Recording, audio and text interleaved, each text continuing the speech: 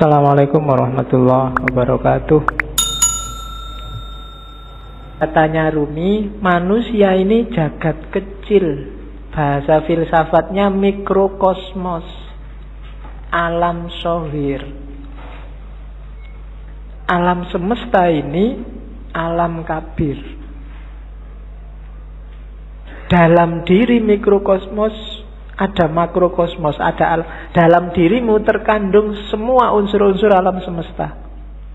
Makanya Al-Quran menyuruh, lihatlah sekelilingmu dan lihatlah dirimu sendiri. Karena dalam diri kita, apa yang ada di alam, dalam diri kita ada, dalam bentuk mini.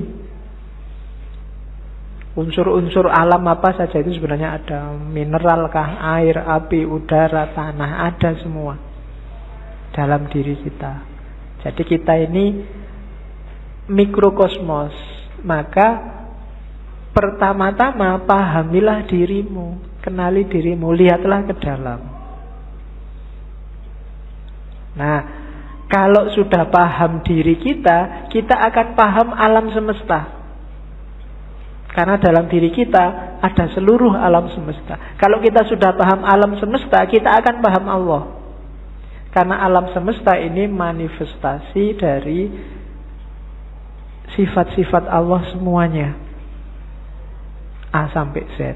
Makanya ada hadis yang bilang, man arofa nafsahu faqad arofa robbahu. Barang siapa kenal dirinya, dia akan kenal Tuhannya. Rumusnya apa? Dalam diri kita ada alam semesta, makrokosmos. Makanya kita disebut mikrokosmos. Begitu kita paham makrokosmos dan mikrokosmos, kita akan paham tentang Tuhan. Kenapa? Karena alam semesta ini isinya adalah manifestasi dari semua sifat-sifat Tuhan. Tuhan yang penyayang, Tuhan yang pemaaf, Tuhan yang teliti, Tuhan yang maha adil, dan seterusnya. Itu kan ada di alam semesta ini. Keadilannya, sayangnya, dan seterusnya itu kan bisa kita lihat di jagat besar, termasuk jagat kecil diri kita sendiri. Betapa telitinya Allah. Misalnya matahari itu kalau lebih dekat 10 cm aja dari bumi, bumi tidak akan kuat, dia akan terbakar dan kalian tidak bisa hidup. Atau dia lebih jauh 10 cm saja, bumi juga tidak akan ada kehidupan, pasti akan beku. Kok matahari bisa pas begitu? Itu ketelitian Allah. Tidak mungkin nggak sengaja. Itu iseng aja, Pak, nggak sengaja. Tidak, itu Allah yang teliti. Tubuhmu kan juga teliti. Sikunya pas gini, coba sikunya di sini, mungkin kamu ya susah, ya kan? Kenapa yang tumbuh terus rambut ini kok nggak tumbuh terus? Kalau jenggot bisa panjang, tapi ini nggak bisa panjang, dan seterusnya. Itu kan ketelitian Allah. Dalam alam sohir dan alam kabir, kamu bisa membaca semua tanda itu dan menemukan Allah dan memahami Allah. Maka man arofa nafsahu faqad arofa robbahu. Jadi manusia sebagai mikrokosmos dan makrokosmos. Maka hakikatnya kita dan alam itu levelnya sama. Jangan mengeksploitasi alam, jangan merusak. Itu apa? Karena ini bagian dari kita, termasuk dengan sesama. Kita dan masyarakat yang lain itu satu. Kita dan alam semesta itu satu. Hanya kita dalam bentuk mini. Oke, saya lanjutkan karena malam ini materinya agak banyak. Ini kalimat yang saya suka dari Rumi. Jangan engkau seperti iblis, hanya melihat air dan lumpur ketika memandang Adam. Lihatlah di balik lumpur beratus-ratus ribu taman yang indah. Kalimat ini menurut saya penting karena orang Indonesia hari ini cara berpikirnya landasannya adalah suudzon. Nganggap orang lain jelek, khususnya yang berbeda dengan dirinya. Kalau sudah benci, tidak ada baiknya sedikit pun. Itu disindir oleh Rumi. Orang kayak gini, kayak iblis, Yang melihat Adam hanya dari sisi air dan lumpurnya. Tidak melihat bahwa siapapun itu, kalau manusia, di balik yang fisik, yang kelihatan, mungkin yang kurang ajar, yang jahat, yang ada entitas ketuhanan. Ketika di Al-Quran Allah bilang wa nafakha fihi min ruhi, dan kutiupkan dalam diri manusia itu sebagian dari ruhku. Itu kan ya untuk semua manusia, tidak cuma untuk orang baik saja. Ya orang jahat ya ada ruhnya juga, yang bagian dari Allah. Hanya saja di orang-orang yang jahat, yang jelek ini, ruhnya Allah ini terhijab banyak sekali sehingga tidak kelihatan, sehingga gelap. Tapi dia tetap manusia, harus ditolong. Tidak kayak iblis, dilihat jeleknya saja pokoknya. Nah, yang melihat jeleknya saja itu hanya melihat air dan lumpurnya Adam. Padahal Adam itu punya ribuan, ratusan ribu taman yang indah. Manusia itu indah. Kehidupan manusia juga indah. Ya kita sendiri yang sok-sok merusak dengan nafsunya tentunya ya. Hari ini kita sering jadi iblis. Kita ya jangan nunjuk orang lain. Biasanya nek wis benci kan terus gak ono api belas. Sejahat apapun orang, pasti ada sisi-sisi tertentu dalam hidupnya yang masih baik. Perampok, pembunuh itu kalau pas dia makan, ya ketika dia makan ini baik, wong dia memelihara jasad titipan Allah dalam dirinya. Waktu dia pulang, misalnya punya anak kecil terus ndulang anaknya, itu ya baik. Mungkin terus dia mandi, menjaga kebersihan, itu kan juga baik. Mungkin di antara hasil curiannya eman-eman ini, sodako sebentar tetanggaku ada yang tidak, iki yo apik meskipun barang colongan itu tadi. Malingnya jelek iya, ngerampoknya jelek, tapi banyak sisi yang baik dalam kehidupannya. Tapi kalau begitu kita benci, yang baik-baik ini nggak kita lihat. Sebaliknya kadang-kadang juga begitu kita suka, yang jelek-jelek tidak kita lihat. Nah, maka yang penting yang pertama jangan kayak iblis ya, suka benci orang lain. Kalau ada orang tersesat, diingatkan. Kalau dia ngeyel, ya sudah, kan gitu rumusnya. Ada orang mau ke Jakarta kok jalannya ke timur, ya jangan dimarahi, jangan dipisu-pisui, dipukuli, kurang ajar kamu ke Jakarta kok ke timur, kan enggak. Ya mas, Jakarta itu ke barat, sampai kok jalan ke timur, ya suka-suka saya dong. Ya sudah, kan gitu aja. Hari ini kan kamu gitu, ada orang kamu anggap sesat, terus kamu marah-marahi, kamu pukuli, nggak ditunjukkan yang benar gimana. Tunjukkan ya, tugas kita kan cuma tabligh, sampaikan aja. Kalau nggak diterima ya sudah. Perkara nek kamu kesasar mau ke Surabaya kok terus nyampe Banyuwangi, mau ke Jakarta nyampainya Banyuwangi, ya dinikmati saja. Urusannya dia. Nah, yang penting kita jangan jadi iblis. Kalau ada orang beda, orang kita anggap sesat, terus kita lihat jeleknya saja. Terus, ini penting juga, akal. Rumi termasuk orang yang memposisikan akal tidak sebagai puncak.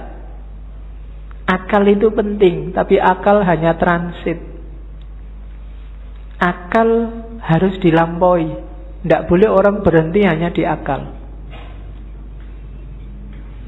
Di Masnawi itu ada cerita yang mungkin sering dikutip orang, cerita ahli bahasa dan tukang perahu. Jadi ada ahli bahasa naik perahu sama tukang perahunya. Sambil naik perahu terus ngobrol, mas tukang perahu, sampean ngerti nggak kalimat majemuk itu apa? Nggak ngerti pak. Sampean sudah tua kalimat majemuk aja nggak ngerti, rugi sampean hidup itu. Sampean ngerti nggak kalimat sastra itu kayak gimana? Nggak tahu pak. Alah, apalagi sampean sudah umur tua gini sastra aja nggak ngerti. Buat apa umur sampean dihabiskan? Sampean ngerti nggak? Pokoknya diajak ngobrol gitu, dimarahi terus, dilecehkan terus. Tiba-tiba terus ada badai. kapalnya mau tenggelam. Katanya yang punya perahu, waduh ini Pak, sampean bisa nggak berenang? Nggak bisa. Wah, sampean sampai tua berenang aja nggak bisa, ya wassalam, sampean mati, bye-bye, tak tinggal ya, sudah selesai. Ya. Nah, itu cerita ini terkenal, nanti variasinya macam-macam. Tapi ini Rumi mau nyindir bahwa ya bolehlah ada orang pinter, tapi sepinter-pinternya orang itu kan sesuai bidangnya.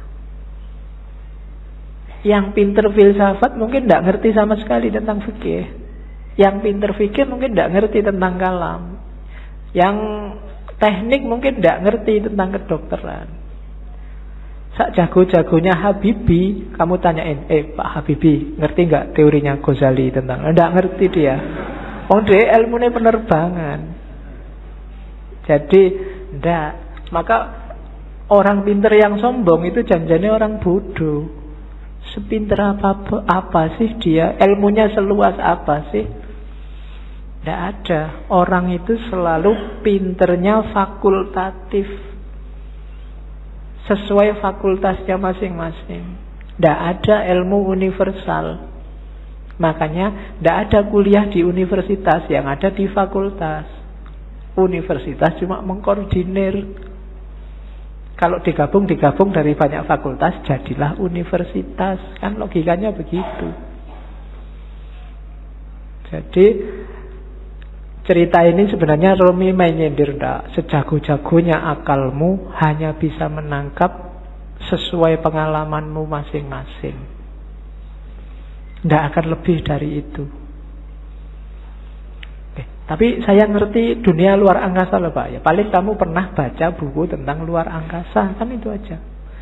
Filsafat saya juga ngerti, matematika juga ngerti. Yang kebetulan kamu ngalami membaca atau ngalami belajar. Yang tidak ya enggak.